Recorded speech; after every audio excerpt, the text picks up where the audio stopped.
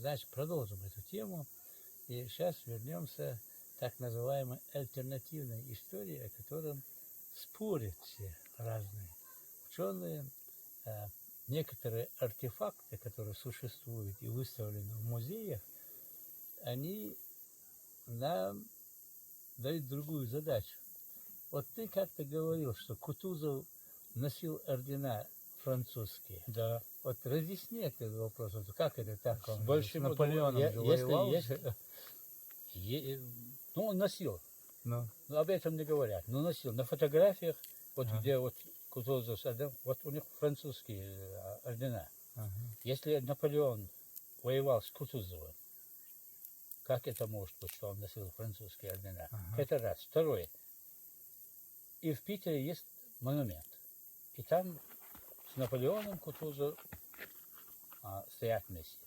Ага. Держит за руку, да? Держит за руку. Угу. Ну, с кем они воевали? Вот вопрос, с кем они воевали. Ага. На него нет ответа. Да, Ни историки не дают, да. ни интернет, такого нету. Я как-то был принят в географическом обществе русском в Москве, в их офисе. И там я заснял очень хорошую карту Тартарии. Ну, было государство. Было. Куда она Но она делась? исчезла. Куда она делась? Вот вопрос. Но в музеях же есть. Есть. Знамена есть. Есть. И другие артефакты есть. Но не говорят об этом. Не говорят. Еще второй вопрос. Это уже не второй, уже очередной вопрос, скажем. Вот эти занесенные города, первые этажи под землей, Тула там, Да. Рязань, Питер. Питер. А как ты сказал, в Питере? Да, Питер тоже занесенный. Да. Это не Петр Первый строил город. Да. Это до него было город. Это старое городище, на нем стоит. Но это до сих И пор еще один вопрос. Еще один вопрос. Там же есть медный всадник. Да. Может, ты заметил, всадник в греческой одежде. Да. Совершенно Там верно. что-то не то. Да. Там не Петр Первый, не апостол какой-то там змею бьет. Ага. Такие одежды не носили же русские воины. Никогда. Да, совершенно верно. И когда я на очередной конференции, мне историки задали вопросы, я их попросил, чтобы, если мы будем говорить об истории, истинной истории России, тогда вы уберите некоторые артефакты, которые вам мешают. Это с оружейной палаты, и с исторического музея, с Эрмитажа, где явно написаны арабской вязью, а это из Корана. Значит, Шлем Александра Македонского? Невского. Невского. Да. Там же арабская вязь. Да. И вот когда нам, художникам, когда мы делаем батальные сюжеты, надо же конкретно показывать этих людей. Крестоносцев мы крестами делаем этих со своих шлемов, а Александру Невского мы же должны в своем шлеме показать. Да. А что, получается, исламизация была, что ли? Мусульманин был, что ли? Ну, старые фотографии, Магомед, мы знаем старые фотографии. Москву, вот это Москва без крестов там показывает. Да. Фотографии без крестов. А вот Александр Невский, арабская вязь, там, я сейчас словно не помню, ну, она все воле Аллаха, скажем так, написано. Вот да, опять-таки вот есть такие художники, руинистами их называют. Те, которые руины рисовали. Была такая плеяда, и вот когда ты смотришь их работы, абсолютно другая картина. Не только в России, даже в Европе какие-то пирамиды стоят там, какие-то странные большие здания, что великаны, что ли, жили рядом с ними, непонятно. Стоит человек, в интернете показывает, там есть эти съемки, ролики выставляют ребята, ручка дверная выше головы. Двери какие-то непонятные. Если все это убрать и чисто написать историю, это придется полностью историю переписать. Да. А вот как раз вот, видимо, Надо его переписать. Вот сейчас этот Дарвин от обезьян, что людей произошли. Когда вот задаешь вопрос, где промежуточные особи, нету ответа. Должны же быть. да, если уже... Если вот переходим из обезьян. Я вот одного священника сказал, спросил, есть такой так. Он сказал, что Аллах сделал из людей обезьян. Да. Но перевоплощения там нету, говорится. Может, их потомки были людьми, но перевоплощения нету. Если мы произошли от обезьян, обезьяны существуют, мы существуем, где переходящие особи должны же быть. Да, совершенно верно. Совершенно верно. И как я уже узнал от некоторых товарищей, оказывается, ты во времена Виноградова знал этого человека, общался с ним? Да. С этим сатанистом, скажем, вором истории. Вот чуть-чуть о нем расскажи. Молодежь, особенно подписчики, спрашивают, вот говоришь про эту фамилию, кто он был, кем он был. Он был историком. Он приходил в Елгаймохт и жил в интернате. Я тоже там 8 лет жил в интернате, где школы не было в хуторе, и мне приходилось там жить в Елгаймохтовском интернате. Ну, там общались. Ну, он очень много чего воровал. Да? Да. Он, скажем, историческим вором был. Так, знаешь, ему на государственном уровне, видимо, позволяли воровать, да? Копать, какие-то, наверное, это я не думаю. Но он же официально раскопки же? Да, официально делал раскопки с студентами. Он приходил с студентами, особенно первый, второй курс у него был, студентки были. Копал. Но я думаю, что все ценное он забирал себе. А там всякую ерунду оставлял. Там гротовые захоронения. Вот сейчас Елгаймохт почти стоит половина гротовых захоронений. И он спрашивал разрешение у людей, чтобы можно было копать. Копал и там все находил. Может, продавал, может, он делал, не знаю. Ну, там были отличные вещи.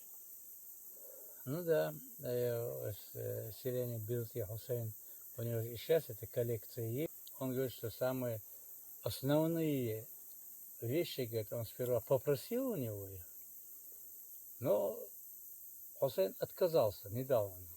Потом они эти вещи исчезли. Да, были тогда. Значит, кто-то поработал, украл у него эти вещи. Вот сегодня, значит, вот уважаемые подписчики, я чуть-чуть, значит, выявлю, Борзели является экспертом этого международного университета. Затащил я его туда, значит, по историям. И вот то, что он знает, я уверяю вас, многие мои коллеги, художники, также мои ровесники, историки, мы не знаем. Мы, во-первых, с Виноградовым не общались. Вот как вот видите, случай был, ему, значит, посчастливилось, скажем, участвовать в этой кампании. Не, я имею в виду, это являюсь сегодня свидетелем тех времен. Да, было. Он, видите ли, если он жил в Елгаймохте, там намного лучше знает. Но мне приходилось там случайно там столкнуться. Ну, по правде сказать, мы так в некоторых комнатах рядом с комнатой у нас были. А сколько лет ему было тогда? Да ему, как знать, так, на вид он стариком был. Я пацаном был, там, старше 30 лет уже был стариком. Ну лет 40 с чем-то было, да, если он преподавательно работал. Он же в университете преподом был, по-моему. Вот так. С университетом приезжали вот с студентами. Если он студенты возят, значит... Там... Что вот меня, знаешь, что удивляет? Откуда у него вот эти карты? Здесь он копался, в Сержанюте он копался, в Алганюте он копался. Значит, какие-то карты были у него нанесенные. Тогда же таких устройств не было, как сегодня, космическая съемка. Там, в этом деле, вот в Селджан-Юрте я не знаю, но Елгаймовке не надо было там что-нибудь делать. Там уже вот, когда пахота делали, и камни находили, и гротовые захоронения находили, не глубоко они были. Не глубоко они были, Да, да? ну, скажем, в некоторых местах метр может быть, в некоторых местах 30-40 сантиметров. Он, значит, по донесениям Да, некоторых людей узнавал об этих местах, да? Да. Вон как. Понятно. А я-то думал, он целенаправленно копался, находил, имел какие-то свои карты наводящие. Ну, я точно знаю, Елгаймовке мы вот у одного там парня копали, там мы нашли захоронение, там сантиметров 40, не глубоко было. Меня что еще удивляет, вот из коллекции Хусейна, у него каменный век там существует. Каменные топоры. Там бронза. Не, подожди, у него каменные топоры, я видел и могу показать, каменный молоток, какие-то устройства другие. Не отрицаю, может быть, есть такие. Вот со стороны вот Белты, другие могилы, другие кладбища, вот там уже другие. Со стороны Елгаймовка, вот там Гумс проходит, там разные уже. Вот я, по-моему, то ли в Белтах, то ли в Елгаймовке, по-моему, нашли там. Было захоронение. То ли, они говорили, что это женщина. Женщина, и где этот живот, уже скелет младенца. Они фотографировали, делали там всякие ерунда. Причем в газетах писали в то время это. Ну, раскрыть, что это такое, почему это так было, доказать не смогли. Не понял. Как? Еще раз повтори. Скелет, обычный скелет, ну, нормальный скелет там, скелет, вот 2-3 тысячи лет тому назад все это было. И вот женский, они говорили, что это женский скелет, и где вот на груди уже скелет младенца, можем сказать, на животе. Примерно так вот было скелет. Другой скелет? Другой скелет, да. Скелет на скелете? Да. Таких могил вообще не было. Это так ты хочешь сказать, два скелета были захоронены вместе? Да, вместе. Да, вместе. Но это не ребенок, не младенец. Ну, скажем, чуть повзрослее человек. Ну, не маленький. Если он был ребенком, то уже костей не было бы. Уже формировавшие кости там. Может, совместное захоронение было какое-то? Такого не было. Там очень много копали. Не было в других местах не находили. Там некоторые там были такие гипотезы.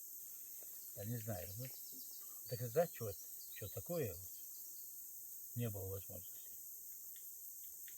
Или то ли говорили, что религиозное, что такое. Вот такое. И сколько лет они дали примерно? Ну, 2500. 2500. Да. Ну, скажем, сейчас 500 лет до нашей эры. Да. 500 лет до нашей эры. И, естественно, наверное, были кое-какие находки, не только одежда, утварь там была, наверное, да? Ну, там в основном находили бронзу, ожерелье, там бронзовое ожерелье. Но говорили, что золото находил, но я такого не видел. Брат не видел. Говорили, золото находили. Еще там были такие стеклянные, скажем, бусы. Из стекла, что ли, ну, такое. Было такое. И бусы находили. Я их носил, возил домой. Там их много было.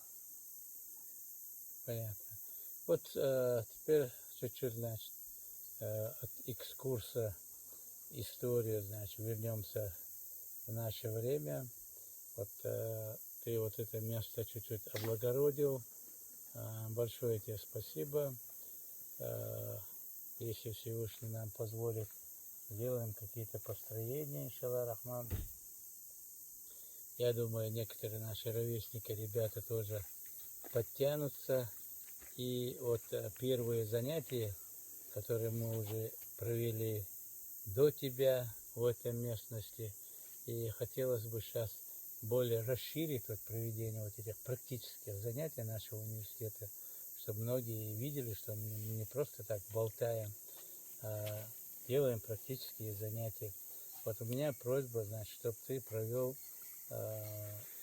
несколько часов, но не сразу, и рассказал историю этого края и то, что знаешь, нашим студентам и будущим студентам, то есть абитуриентам, которые собираются быть студентами. Дело в том, что, уважаемые подписчики, наш университет работает не только студентами, но и абитуриентами. То есть у нас в университете есть колледж, после 9 класса могут поступить, а прямо когда уже закончат колледж, кто хочет, дальше продолжает у нас в университете обучение, кто желает, уходит, ну, всем своя воля. Но дело в том, что мы сейчас, проводя вот эти практические занятия, значит, здесь, в Наджуртовском районе, в селении Хаштимох и в данной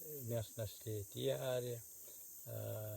Также у нас уже школа Верхней Ингоной по каллиграфии уже работает. Мы будем проводить занятия не только по географии, по краеведению. Мы, значит, будем по мере возможности находить таких людей интересных, которые, значит, ничуть не, как бы это правильно так выразить, не обижая других историков, которые, ну как бы это можно правильно сказать, чтобы не обидеть, не зациклились на той истории, которую мы изучали в советское время.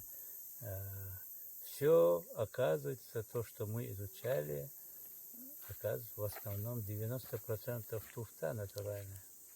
И вот, находя таких людей, как Борзайда, мы, значит, пытаемся по мере возможности восстановить вот это все. Хотя сейчас сегодня мы не первопроходцы в интернете, вы видите, по всему постсоветскому пространству и по постсоветского пространства разных республик, разных народов опомнились и изучают историю, как истинную историю нашего края и в мировом масштабе. Также мы будем проводить практические занятия по прикладному искусству, по изоискусству. Вы увидите, как мы, значит, в Шалях и на объекте Новый Ковчег, и здесь будем проводить уроки рисования и так далее. И все, кто желает участвовать с нами сегодня, вы можете выйти с нами на связь, следить за моим каналом и за другими каналами, из первых уст 56-й канал, и вы увидите, чем мы занимаемся, где мы проводим свои пленеры и практические занятия. Сегодня, значит, мы выставляем то, что мы делаем в Чеченской республике. Завтра вы увидите Краснодарский край, Дагестан увидите, Кабарду увидите. Также вы увидите Алтай, также вы увидите Новосибирск и так далее, и тому подобное. Естественно, на днях уже приехал уже наш многоуважаемый друг наш Хусейн, Абрар Хусейн, пакистанец, которого вы не раз видели в моих роликах. Очень большой энтузиаст группы Новый Ковчег. Он в этой инициативной группе работает в этом плане. Он сам уже гражданин Российской Федерации, знает, я бы сказал, неплохо более 12 крупных языков, как английский, немецкий, арабский, русский и так далее. Вы тоже его скоро увидите здесь у нас на Кавказе, в Чеченской Республике.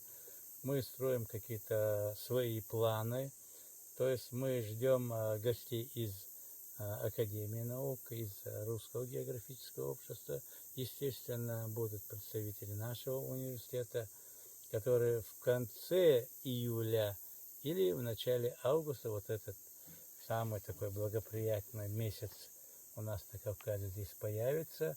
И мы проведем, конечно, очередную конференцию «Ноев ковчег» в России уже, не только в Чечне, а в России. Там я уже дал клич многим своим соотечественникам и вообще коллегам Евразийского союза художников, кто желает выставить свои работы на этой выставке. Примерно месяц времени у вас есть, пожалуйста, присылайте свои работы. Вы можете прямо по телефону показать, что, как, к чему. Как такового у нас совета нет в этом отношении. Кто желает, мы будем выставлять работы не только тематические, начиная от натюрмортов, цветов, пейзажей и, естественно, тематические работы. Хотелось бы, чтобы вы чуть-чуть, многие, я имею в виду художники, отобразили Ноев ковчег.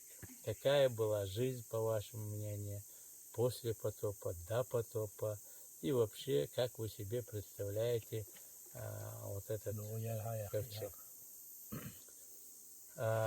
Орзе, вот у меня просьба сейчас уже сегодня хотя бы начать уже этот первый курс.